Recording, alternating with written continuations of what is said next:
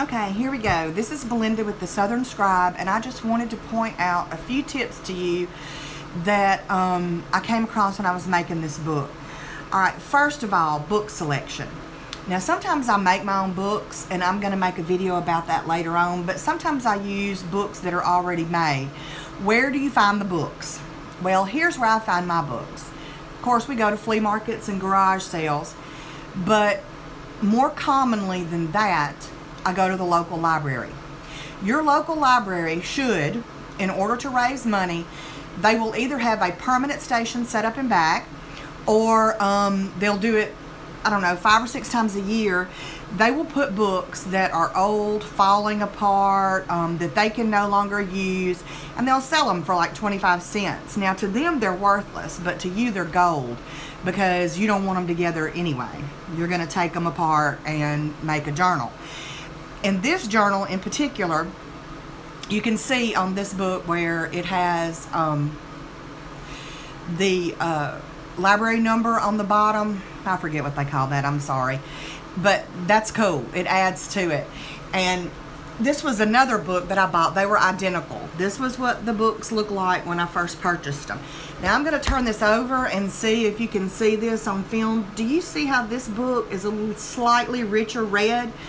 The reason for that is because these old books like this that are coated in linen, they're dry and brittle.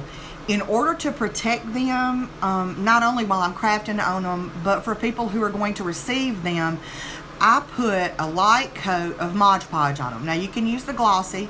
I only have matte, and you see that it gave it a sheen. So I like the matte. I like to work with that. And I put it on the fronts, the back, and the spine.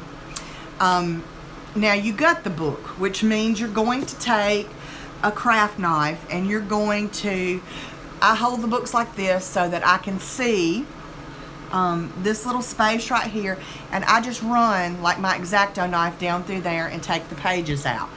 Don't throw those away. You can use those to make tags. You can use those to make pockets. You can use those for page embellishments. You can use that for hole reinforcement when you punch holes. I'll show you those things in later videos.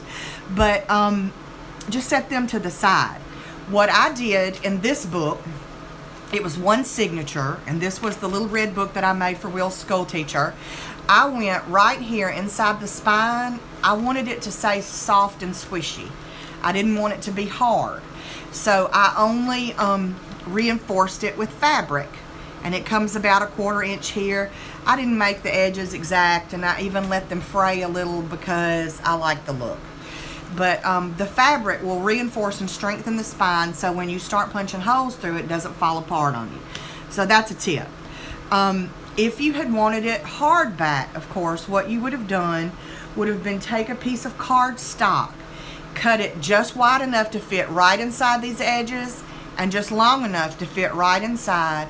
Glue it down with a good craft glue, and then you could have either covered it with scrapbooking paper or fabric, like I did this one, and it will make a hard, firm spine.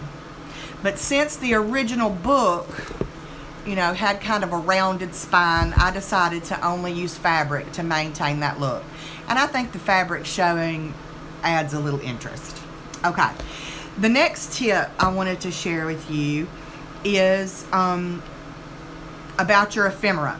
Now, where do you find ephemera? These are S&H stamps, and they're the stamps that used to come in books like this, and people would save them when they bought groceries, and they would have books full of them. There were other kinds too, like this, and there were the green, most of them are green, I think. But anyway, regardless, look at flea markets.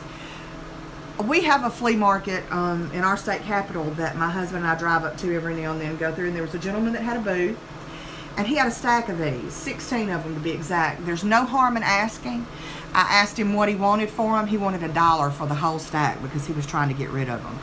And I did several things with them. Like, one of the covers off the books was falling apart like this, and it was already torn like this. I put Mod Podge on it. Anytime you have really old, original ephemera that you're using, if it's dry and brittle, put a light coat of Mod Podge on both sides, because then it becomes bendable and it won't tear on you, and you can sew it and work with it. Like I did here.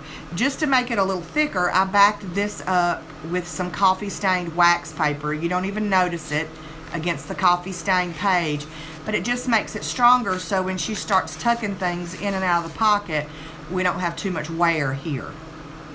Alright, and the third tip that I wanted to give you on this video, and there'll be some others, is about photographs.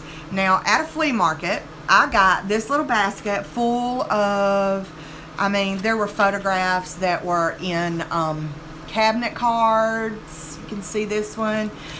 Little loose school photographs.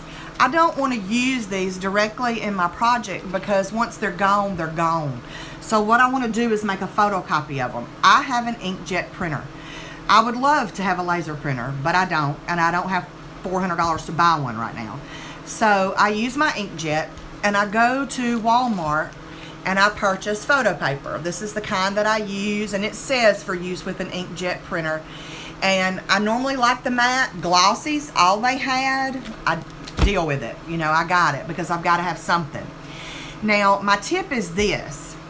See how this is stark black and white as compared to, like, say, maybe a vintage photo that has the sepia. I wanted this look in this book because I like the look of stark white against antique items. To me, it makes it look like the book was put together over time, because there are some newer looking things and some older looking things. I like that look. So I printed on inkjet paper. I cannot use Tim Holtz ink or another antiquing medium on this, because if I do, all of this, even after drying for 24 hours, will smudge.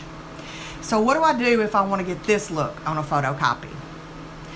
Well, you use white cardstock, allow your inkjet ink to dry for 24 hours, and then you can lightly antique it with like any Tim Holtz Distress ink or whatever other medium you've got. But like I said, photo paper, not good to antique on. I have found a trick with this to keep the ink from smearing anymore. After I let it dry for a day, I have a spray can of a spray sealer. You can buy it in the paint section at Walmart. It comes in one of those big shaky cans. You can also get it in the craft department. It has different finishes: glossy, semi-gloss, and matte. Matte or semi is what I recommend if you want something to look old, because glossy always looks new. I take my photos outside, line them up on a board. I get about a 16-inch distance, give them a light mist, and it will seal the ink. Just a little tip. Okay, and let's see if there were any other things I wanted to mention. Oh yeah, one more tip. Back here in the other half of the glycine envelope, there was, or is, a little booklet that I made. Alright, if I had coffee stained wax paper, you cannot write on that with pen. You can only use like a Sharpie marker, and some people don't like that look in their journaling, and it will bleed through to the other pages of the wax book paper too. You can, however, use pen or pencil on coffee stained tracing paper. So that's always a good choice for making a little extra write-on material that you're going to put in a journal. Okay? Now, back to, very quickly, the book selection I wanted to show you. Like this book that I got in the library, I picked this up, I think it was 25 cents. I'm going to leave that. I mean, I love that. It adds to the distressed look of the book. Again, this is that linen that I was telling you about, book cover. So I'm going to put Mod Podge on this to seal it. I'll save these pages for other projects. Alright? This book would be a good selection because it has an interesting cover. I wouldn't have to do too much to this one to make it look nice. See the work on the binding? Same thing. I'm going to seal it with Mod Podge and save the pages for a later use. If they have handwriting in them like this, sometimes I will decorate around that because I think that adds to the look of a vintage book. Now, another thing I want to show you. This book I picked up just because it's a book about Mississippi, and people in this area will be interested in a journal with photocopies of the material out of the original pages of this book. But do you see what I'm seeing? Tons of newspaper clippings. If you will look through the books for sale at your library, a lot of times they will have newspaper clippings, photographs, or ephemera tucked into the pages. People just put them in there and forget about it when they return the book. This is ephemera from several different books. That's why it's piled up like this, these newspaper clippings. Some of them are not so old. They're like from 1989, 1990. Some of them go back to 1960, you know. So a lot of these images and the newspaper clippings I can use in my journal work. So those are just a few pointers that I wanted to share with you. And later on, I'll be sharing one about making your own book covers out of things that you have around the house. So I hope you enjoyed this, and I hope it's helpful. Leave me some feedback, and thanks so much. Bye-bye.